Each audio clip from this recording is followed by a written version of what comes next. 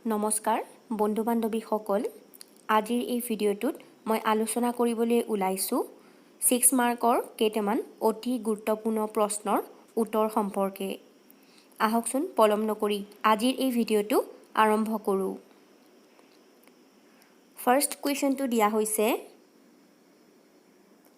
উদাহৰণ সহ অবৈজ্ঞানিক আগমনৰ সংজ্ঞা আগবঢ়োৱা এইবিধ আগমনক কিয় অবৈজ্ঞানিক আগমন বোলা হয় লিখা অবৈজ্ঞানিক আগমনৰ তিনিটা বৈশিষ্ট্য উল্লেখ কৰা এই কুৱেশ্যনটোৰ উত্তৰটো হ'ব যি আগমনত কোনো বস্তু বা ঘটনাৰ বিশেষ বহু দৃষ্টান্ত পৰ্যবেক্ষণ কৰি কাৰ্যকাৰণ সম্বন্ধ প্ৰতিষ্ঠা নকৰাকৈ কেৱল পৰ্যবেক্ষণৰ পৰা লাভ কৰা অভিজ্ঞতাৰ একৰূপতা বা অবাধিত অভিজ্ঞতাৰ ওপৰত ভিত্তি কৰি এটা যথাৰ্থ সামান্য বচন প্ৰতিষ্ঠা কৰা হয় তাকে অবৈজ্ঞানিক আগমন বোলে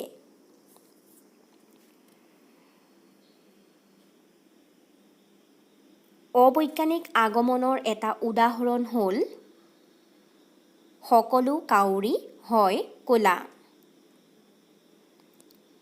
এইবিধ আগমনে কাৰ্যকাৰণ সম্বন্ধ প্ৰতিষ্ঠা কৰাৰ চেষ্টা নকৰাকৈ অভিজ্ঞতাৰ একৰূপতাৰ ওপৰত ভিত্তি কৰি সিদ্ধান্ত প্ৰতিষ্ঠা কৰাৰ বাবেই অবৈজ্ঞানিক আগমন বোলা হয় অবৈজ্ঞানিক আগমনৰ তিনিটা বৈশিষ্ট্য হ'ল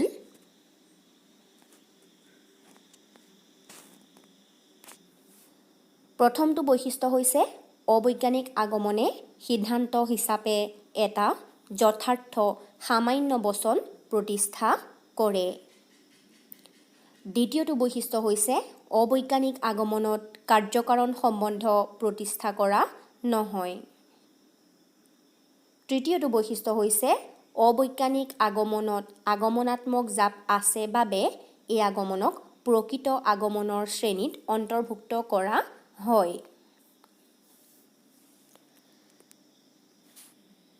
নেক্সট কুৱেশ্যনটো দিয়া হৈছে নেক্সট যিটো কুৱেশ্যন দিয়া হৈছে সেই কুৱেশ্যনটো আচলতে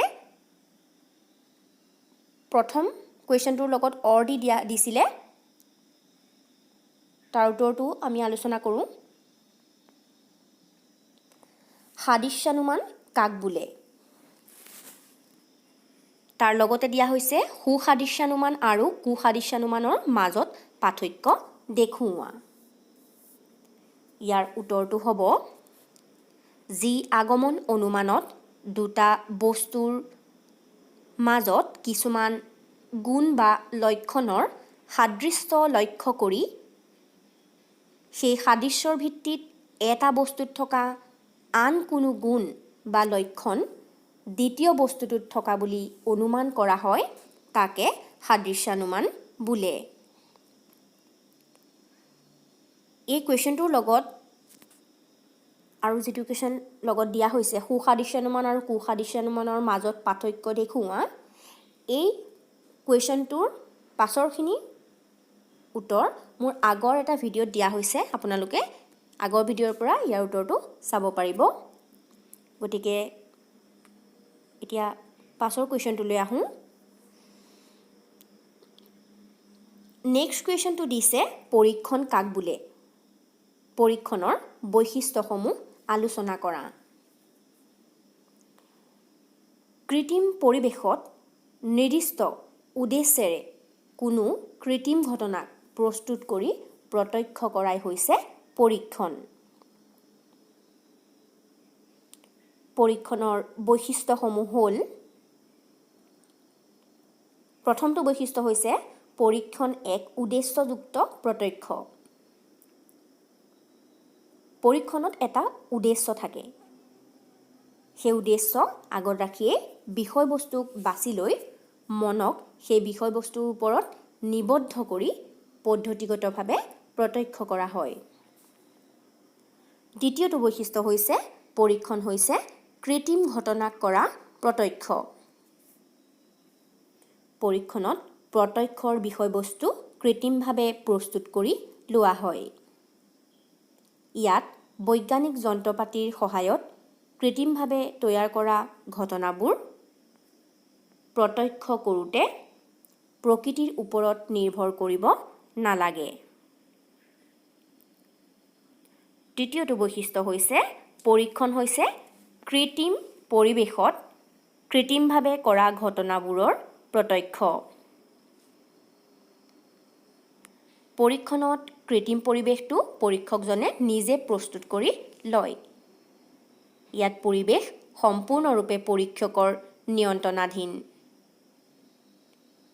ইয়াত বিষয়বস্তুৰ বাবে পৰীক্ষকজনে কাৰো ওপৰত নিৰ্ভৰ কৰিব নালাগে। চতুৰ্থটো বৈশিষ্ট্য হৈছে পৰীক্ষণত ঘটনা সদায় নিয়ন্ত্ৰণাধীন। পৰীক্ষণত প্ৰত্যক্ষ কৰিব লগা ঘটনাবোৰ পৰীক্ষকে কৃত্ৰিমভাৱে পৰীক্ষাগাৰত প্ৰস্তুত কৰি লোৱাৰ বাবে নিজ ইচ্ছানুযায়ী ঘটনাবোৰ প্ৰত্যক্ষ কৰিব পাৰে। প্ৰত্যক্ষৰ বিষয়বস্তু সম্পূৰ্ণৰূপে পৰীক্ষকৰ ওপৰত নিৰ্ভৰ কৰে। ইয়াৰ লগত দি আৰু এটা কুৱেশ্যন দিয়া হৈছিলে। কুৱেশ্যনটো হৈছে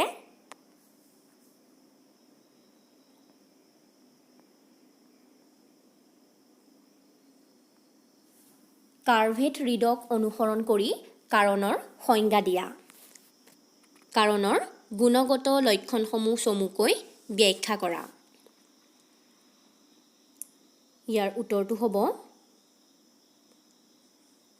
তৰ্কবিদ কাৰ্ভেট ৰিডৰ মতে গুণগতভাৱে কাৰণ কাৰ্যৰ নিয়ত অব্যৱহৃত চৰ্তহীন পূৰ্বৱৰ্তী ঘটনা আৰু পৰিমাণগতভাৱে কাৰণ আৰু কাৰ্য সমপৰিমাণৰ। কাৰ্ভেট ৰিডৰ এই সংজ্ঞা মতে কাৰণক গুণগত আৰু পৰিমাণগত দুটা দিশৰ পৰা নিৰীক্ষণ কৰিব পাৰি। কাৰণৰ গুণগত লক্ষণসমূহ হ'ল প্ৰথমটো লক্ষণ হৈছে কাৰণ আৰু কাৰ্য পৰস্পৰ নিৰ্ভৰশীল। কাৰণ আৰু কাৰ্য এটাক বাদ দি আনটো অসম্ভৱ। কাৰণৰ অবিহনে কাৰ্য অৰ্থহীন আৰু কাৰ্যৰ অবিহনেও কাৰণ অৰ্থহীন। দ্বিতীয়টো লক্ষণ হৈছে কাৰণ কাৰ্যৰ পূৰ্বৱৰ্তী ঘটনা, অৰ্থাৎ কাৰণ সদায় কাৰ্যৰ আগত থাকে আৰু কাৰ্যটো কাৰণৰ পিছতহে থাকে। দুটা ঘটনা যেতিয়া অগা-পিছাকৈ ঘটে তেতিয়া পূৰ্বৱৰ্তী ঘটনাক কাৰণ আৰু পৰৱৰ্তী ঘটনাক কাৰ্য বোলে।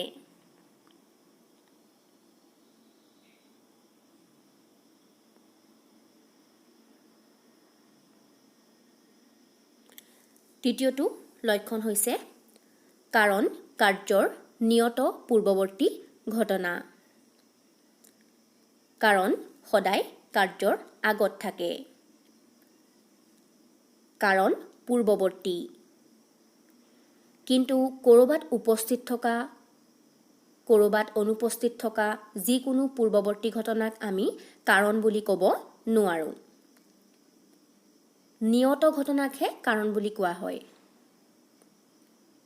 অভিজ্ঞতাবাদী হিউমৰ মতে যিকোনো এটা পূৰ্বৱৰ্তী ঘটনাই তাৰ পৰৱৰ্তী ঘটনাৰ কাৰণ হ'ব নোৱাৰে। কাৰণ হ'বলৈ হ'লে ই নিয়ত অৰ্থাৎ অপৰিৱৰ্তনীয় হ'ব লাগিব। চতুৰ্থটো লক্ষণ হৈছে কাৰণ কাৰ্যৰ নিয়ত চৰ্তহীন পূৰ্বৱৰ্তী ঘটনা। কাৰণে কাৰ্যটো সৃষ্টি কৰিবৰ বাবে নিজ কাৰ্যক্ষমতা থাকিব লাগিব আৰু ই কোনো চৰ্তৰ ওপৰত নিৰ্ভৰ কৰিব নোৱাৰিব। যদিহে কাৰণে কোনো চৰ্তৰ ওপৰত নিৰ্ভৰ কৰে তেতিয়া একেটা কাৰণে একেটা কাৰ্য সৃষ্টি কৰিব নোৱাৰে। নেক্সট কুৱেশ্যনটো হৈছে ষ্টেবিঙৰ মতে বিভিন্ন প্ৰকাৰৰ প্ৰকল্পবোৰ কি কি? উদাহৰণসহ প্ৰত্যেকৰে ব্যাখ্যা আগবঢ়োৱা। ইয়াৰ উত্তৰটো হ'ব আধুনিক তৰ্কবিজ্ঞানী LS ষ্টেবিঙে বৈজ্ঞানিক অনুসন্ধান আৰু গৱেষণাৰ গুৰুত্ব অনুযায়ী প্ৰকল্পক তিনিটা প্ৰধান ভাগত ভাগ কৰিছে। ভাগকেইটা হৈছে ব্যাখ্যামূলক প্ৰকল্প, বৰ্ণনামূলক প্ৰকল্প আৰু সাদৃশ্যমূলক প্ৰকল্প। প্ৰথম প্ৰকাৰৰ প্ৰকল্প হৈছে ব্যাখ্যামূলক প্ৰকল্প। ব্যাখ্যামূলক প্ৰকল্প হৈছে আটাইতকৈ সৰল প্ৰকল্প। কোনো এটা ঘটনা ঘটিলে আন ঘটনাৰ অন্তৰ্বেশনৰ দ্বাৰা ঘটনাটো ব্যাখ্যা কৰাৰ বাবে ব্যাখ্যামূলক প্ৰকল্প গঠন কৰা হয়। কোনো এটা ঘটনা কিয়, কিদৰে ঘটে তাক নিৰ্ণয় কৰিবলৈ এই প্ৰকল্পৰ সহায় লোৱা হয়। সাধাৰণতে কাৰণ সম্পৰ্কীয় প্ৰকল্পক ব্যাখ্যামূলক প্ৰকল্প বোলে। এই প্ৰকল্পৰ দ্বাৰা কোনো এটা ঘটনাৰ কাৰণ কি তাক অনুসন্ধান কৰা হয়। জগতৰ কোনো ঘটনাই কাৰণ অবিহনে ঘটিব নোৱাৰে। যদি ঘটনাৰ প্ৰকৃত কাৰণ নিৰ্ণয় কৰি তাক ব্যাখ্যা কৰিব পাৰি, তেনেহ'লে আলোচ্য ঘটনাৰ প্ৰকৃত ব্যাখ্যা যথাৰ্থ হৈ পৰিব। এনে কাৰণ সম্পৰ্কীয় প্ৰকল্পক ব্যাখ্যামূলক প্ৰকল্প বোলে। উদাহৰণস্বৰূপে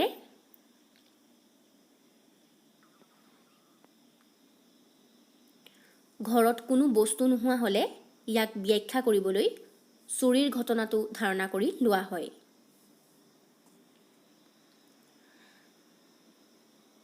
দ্বিতীয়টো প্ৰকল্প হৈছে বৰ্ণনামূলক প্ৰকল্প। বৰ্ণনামূলক প্ৰকল্পৰ উদ্দেশ্য হৈছে ঘটনাৰ সাংকেতিক আভাস দিয়া। যিবোৰ জটিল ঘটনা সহজে ব্যাখ্যা কৰিব নোৱাৰি, সেই ঘটনাসমূহৰ বৰ্ণনা দিবলৈ কিছুমান সংকেত ব্যৱহাৰ কৰা হয়। তাকে বৰ্ণনামূলক প্ৰকল্প বোলে। সাধাৰণতে নভোমণ্ডলৰ গ্ৰহ নক্ষত্ৰৰ গতিবিধি বুজিবলৈ চেষ্টা কৰাত বৰ্ণনামূলক প্ৰকল্পই সহায় কৰে। পৰমাণু, আকাশ আদিৰ বৰ্ণনা দিবলৈ যাওঁতে বিজ্ঞানীসকলে যিবিলাক প্ৰকল্প গঠন কৰি অনুসন্ধান চলায়, তাৰ যথাযথ বৰ্ণনা সংকেতমূলক বৰ্ণনাৰ ভিত্তিত হয়। উদাহৰণস্বৰূপে টলেমীৰ ভূকেন্দ্ৰিক প্ৰকল্পই নভোমণ্ডলক গ্ৰহ নক্ষত্ৰৰ যি জ্যামিতিক চিত্ৰৰ সহায়ত বৰ্ণনা দিছে, সেইটো হৈছে বৰ্ণনামূলক প্ৰকল্পৰ উদাহৰণ। তৃতীয়টো প্ৰকল্প হৈছে সাদৃশ্যমূলক প্ৰকল্প। সাদৃশ্যমূলক প্ৰকল্প হৈছে বৰ্ণনামূলক প্ৰকল্পৰ এক উন্নত স্তৰ। এনে প্ৰকল্পত ধাৰণা কৰা হয় যে কোনো এক শ্ৰেণীৰ ক্ষেত্ৰত যি সত্য হয়, আন এক ঘটনা শ্ৰেণীৰ ক্ষেত্ৰতো সেইটো সত্য হ'ব। যদিহে দুয়োটা শ্ৰেণীৰে কিছুমান নিৰ্দিষ্ট সাধাৰণ আকাৰগত ধৰ্ম থাকে।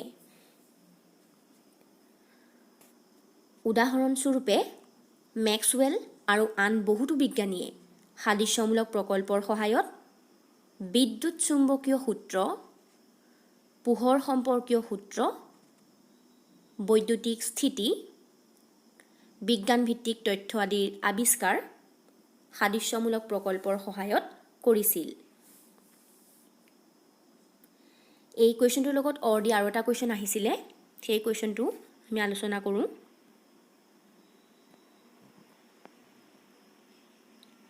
এটা বৈজ্ঞানিক উদাহৰণসহ প্ৰকল্পৰ সংজ্ঞা দিয়া। কৰ্তা বিষয়ক প্ৰকল্প আৰু নিয়ম বিষয়ক প্ৰকল্পৰ মাজত পাৰ্থক্য বিচাৰ কৰা।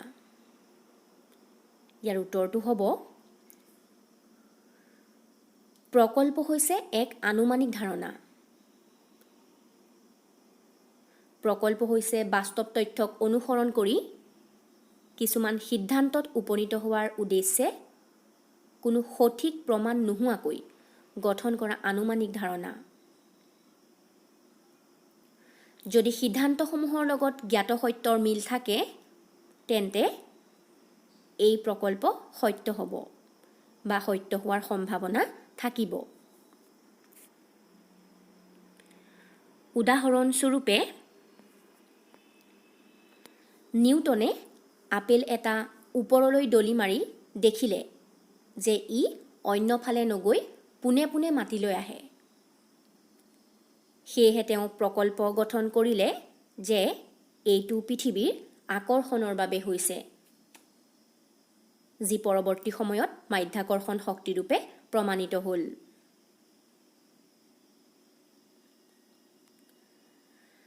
কৰ্তা বিষয়ক প্ৰকল্প আৰু নিয়ম বিষয়ক প্ৰকল্পৰ মাজত থকা পাৰ্থক্যসমূহ হ'ল: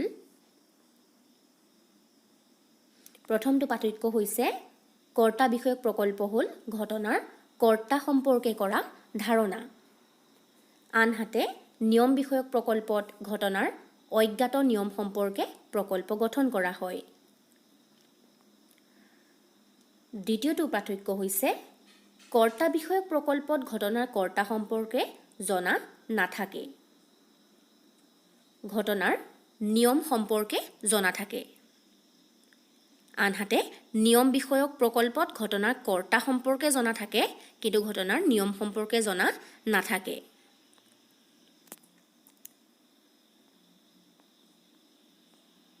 তৃতীয়টো পাৰ্থক্য হৈছে কৰ্তা সম্পৰ্কীয় প্ৰকল্পক ব্যাখ্যামূলক প্ৰকল্প বুলিও কোৱা হয়, আনহাতে নিয়ম সম্পৰ্কীয় প্ৰকল্পক বৰ্ণনামূলক প্ৰকল্প বুলি কোৱা হয়। চতুৰ্থটো পাৰ্থক্য হৈছে কৰ্তা সম্পৰ্কীয় প্ৰকল্পই বিজ্ঞানৰ অনুসন্ধানৰ ক্ষেত্ৰত, বিশেষকৈ জ্যোতিৰ্বিজ্ঞানৰ নতুন নতুন আৱিষ্কাৰৰ ক্ষেত্ৰত যথেষ্ট অৰিহণা আগবঢ়াইছে, আনহাতে নিয়ম সম্পৰ্কীয় প্ৰকল্পই বিজ্ঞানৰ অন্যান্য ক্ষেত্ৰৰ লগতে ব্যৱহাৰিক জীৱনৰ আন আন বিষয়ত অৰিহণা আগবঢ়াইছে। নেক্সট কুৱেশ্যনটো হৈছে উদাহৰণসহ অন্বয়ী প্ৰণালীটো ব্যাখ্যা কৰা। 6 মাৰ্কৰ কাৰণে আহিছে। ইয়াৰ উত্তৰটো হ'ব অন্বয়ী প্ৰণালীটো তৰ্কবিদ মিলৰ আগমন প্ৰণালীসমূহৰ ভিতৰত এটা উল্লেখযোগ্য প্ৰণালী। এই প্ৰণালীটো অপসৰণৰ প্ৰথম সূত্ৰৰ ওপৰত প্ৰতিষ্ঠিত। তৰ্কবিদ মিলৰ অন্বয়ী প্ৰণালীৰ সূত্ৰটো হ'ল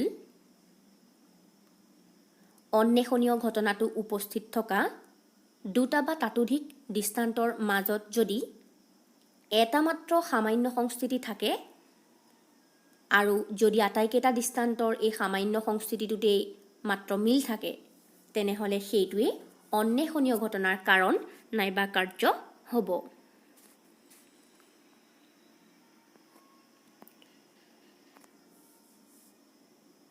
সাংকেতিক উদাহৰণ। প্ৰথমতে ঘটনাসমূহক দুটা ভাগত ভাগ কৰি দিয়া হৈছে, পূৰ্বৱৰ্তী ঘটনা আৰু অনুৱৰ্তী ঘটনা। পূৰ্বৱৰ্তী ঘটনাৰ প্ৰথম দৃষ্টান্তত কেপিটেল A, B, C দিয়া হৈছে। ঠিক একেদৰে অনুৱৰ্তী ঘটনাৰ প্ৰথম দৃষ্টান্তটো small letter A, B, C দিয়া হৈছে। সাংকেতিক উদাহৰণটো আপোনালোকে চাই ল'ব, মই যিদৰে লিখি দিছোঁ ঠিক সেইদৰে বহুৱালে হ'ব। নেক্সট আহিলোঁ বাস্তৱ উদাহৰণ। ধৰা হ'ল মেলেৰিয়া জ্বৰ হৈছে অন্বেষণীয় ঘটনা। মেলেৰিয়াৰ কাৰণ নিৰ্ণয় কৰিবৰ কাৰণে কেইজনমান মেলেৰিয়া ৰোগীৰ দৃষ্টান্তলৈ অনুসন্ধান কৰা হ'ল। তেওঁলোকৰ প্ৰত্যেককে ভালদৰে নিৰীক্ষণ কৰি দেখা গ'ল যে বাসস্থান, খাদ্যবস্তু, শাৰীৰিক অৱস্থা, বয়স আদিৰ ক্ষেত্ৰত তেওঁলোকৰ মাজত কোনো মিল নাই। তেওঁলোকৰ মাজত মিল থকা একমাত্ৰ বিষয়টোৱে হ'ল তেওঁলোকক প্ৰত্যেককে এন'ফেলিছ মহে কামুৰিছে। গতিকে সিদ্ধান্ত কৰা হ'ল যে এন'ফেলিছ মহৰ কামোৰেই মেলেৰিয়া ৰোগৰ কাৰণ। মেলুন, কফে আদি তৰ্কবিদসকলে এই প্ৰণালীটোক 91 পদ্ধতি বুলি কয়, কাৰণ ইয়াত মিল থকা আৰু অমিল থকা আটাইবোৰ দৃষ্টান্তকে নিৰীক্ষণ কৰি মাত্ৰ এটা বিষয়ত মিল থকা সংস্থিতিটো লোৱা হয়, আৰু সেই মিল থকা সংস্থিতিটোৱে কাৰ্য বা কাৰণ হ'ব। অন্বয়ী প্ৰণালীক মূলতঃ নিৰীক্ষণ ভিত্তিক প্ৰণালী বুলিও কোৱা হয়, কাৰণ এই প্ৰণালীত নিৰীক্ষণৰ জৰিয়তে দৃষ্টান্ত সংগ্ৰহ কৰা হয়।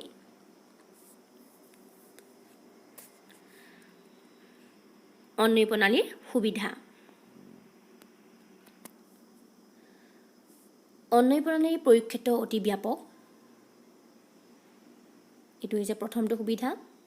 দ্বিতীয়টো সুবিধা হৈছে অন্বয়ী প্ৰণালীত কাৰণৰ পৰা কাৰ্য আৰু কাৰ্যৰ পৰা কাৰণ নিৰ্ণয় কৰিব পাৰি। অন্বয়ী প্ৰণালীৰ অসুবিধা। প্ৰথমটো অসুবিধা হৈছে অন্বয়ী প্ৰণালী মূলতঃ নিৰীক্ষণৰ প্ৰণালী হোৱা বাবে প্ৰয়োজনীয় দৃষ্টান্ত সংগ্ৰহৰ অসুবিধাই দেখা দিয়ে, আৰু দৃষ্টান্তবোৰৰ সঠিক বিশ্লেষণৰ অসুবিধাই দেখা দিয়ে। দ্বিতীয়টো অসুবিধা হৈছে অন্বয়ী প্ৰণালীৰ জৰিয়তে কাৰ্যকাৰণ সম্বন্ধক সহ অৱস্থান সম্বন্ধ আৰু সহকাৰ্য সম্বন্ধৰ পৰা পৃথক কৰিব নোৱাৰি।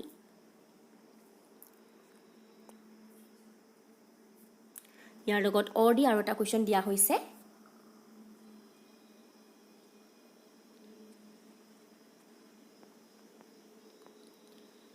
ব্যতিৰেকী প্ৰণালী সম্পৰ্কে মিলৰ সূত্ৰ উল্লেখ কৰা।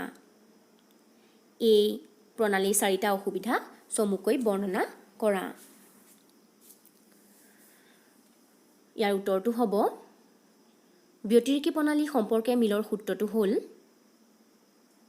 অন্বেষণীয় ঘটনাটো উপস্থিত থকা এটা দৃষ্টান্ত আৰু অন্বেষণীয় ঘটনাটো উপস্থিত নথকা আন এটা দৃষ্টান্তৰ মাজত যদি কেৱল এটা বিষয়ৰ বাহিৰে আন সকলো বিষয়তে সম্পূৰ্ণভাৱে মিল থাকে আৰু সেই মিল নথকা বিষয়টো যদি প্ৰথম দৃষ্টান্তত উপস্থিত থাকে, তেনেহ'লে দৃষ্টান্ত দুটাৰ মাজত মিল নথকা একমাত্ৰ বিষয়টোৱে অন্বেষণীয় ঘটনাটো কাৰণ বা কাৰ্য বা কাৰণৰ অপৰিহাৰ্য অংগ হ'ব।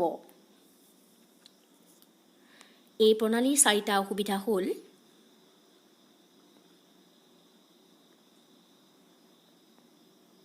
প্ৰথমটো অসুবিধা হৈছে ব্যতিৰেকী প্ৰণালীৰ প্ৰয়োগ ক্ষেত্ৰ অতি সংকীৰ্ণ। ব্যতিৰেকী প্ৰণালী হৈছে পৰীক্ষণমূলক প্ৰণালী, কিন্তু পৰীক্ষণ সকলো ক্ষেত্ৰতে প্ৰয়োগ কৰিব নোৱাৰি।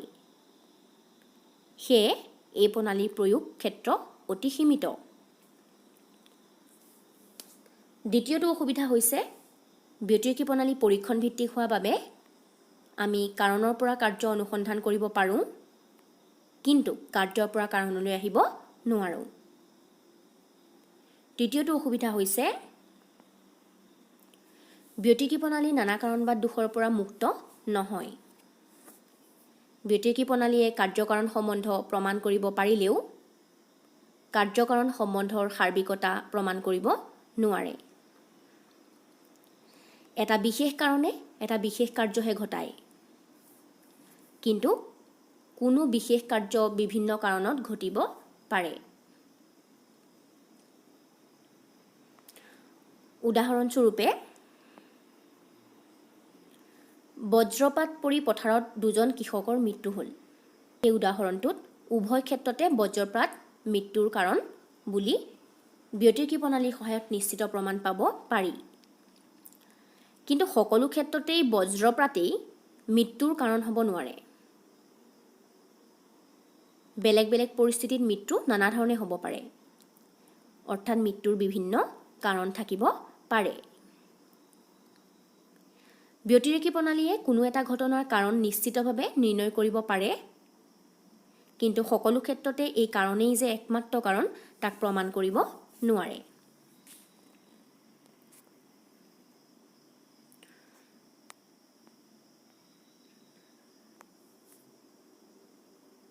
চতুৰ্থটো অসুবিধা হৈছে ব্যতিক্ৰিয় প্ৰণালী প্ৰয়োগত সাৱধান নহ'লে কাকতালীয় দোষে দেখা দিয়ে। উদাহৰণস্বৰূপে আকাশত ধূমকেতু দেখাৰ পিছতেই সেই দেশৰ ৰজাজনৰ মৃত্যু হ'ল। গতিকে সিদ্ধান্ত কৰা হ'ল যে আকাশত ধূমকেতু দেখাই ৰজাৰ মৃত্যুৰ কাৰণ। কিন্তু আমি সকলোৱে জানো যে আকাশত ধূমকেতু ওলোৱাটো ৰজাৰ মৃত্যুৰ কাৰণ হ'ব নোৱাৰে। ই এক কাকতালীয় সংযোগহে। ইয়াত ব্যতিক্ৰিয় প্ৰণালী নিৰীক্ষণৰ দ্বাৰা প্ৰয়োগ হৈছে বাবে কাকতালীয় দোষে দেখা দিছে।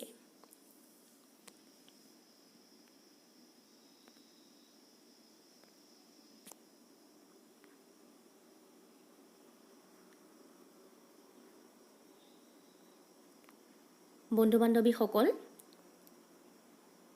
আজিৰ এই ভিডিঅ'টোত মই এইখিনি আলোচনা কৰিলোঁ। মই আপোনালোকলৈ উত্তৰসমূহ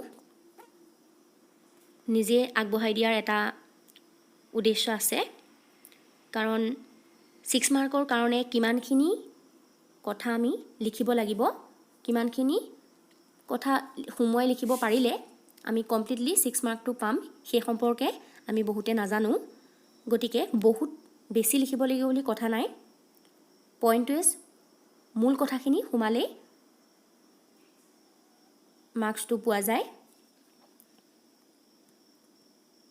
আপোনালোকে নিশ্চয় দেখিছে যে মই প্ৰতিটো বস্তু পইণ্ট ৱাইজ লিখিছোঁ।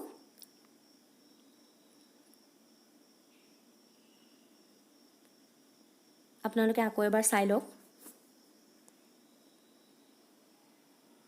লং কুৱেশ্যনৰ এনচাৰখিনি আপোনালোকে এইদৰে লিখিলেই হ'ব।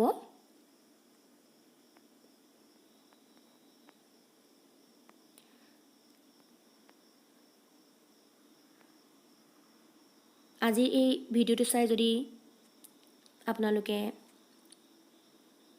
ভাল পাইছে তেনেহ'লে কমেণ্ট কৰি জনাবলৈ নাপাহৰিব। আৰু যিসকলে আজি পোনপ্ৰথমবাৰৰ বাবে মোৰ এই ভিডিঅ'টো চাই আছে সেইসকলে অনুগ্ৰহ কৰি মোৰ চেনেলটো ছাবস্ক্ৰাইব কৰি ৰাখিব, যাতে আগলৈও মোৰ পৰা এনেধৰণৰ ভিডিঅ' পাই থাকিব পাৰে।